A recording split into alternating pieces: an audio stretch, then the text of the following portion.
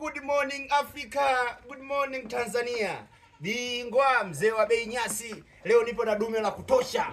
Dume la mwaka wa mbele hili, halina kipengele chochote. Yaani kipengele uje nacho wewe. Yaani mimi leo ni mwenyewe paka nashangaa.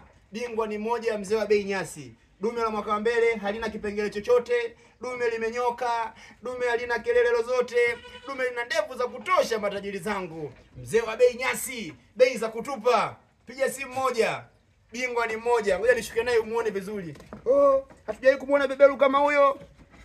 Mimi natoka naye bandani kabisa hivi. Kilo za kutosha. Zaidi ya ng'ombe. Njoo na ST yako na top hapo jamani. Huyu hapa, wamuone vizuri kwenye mwangu.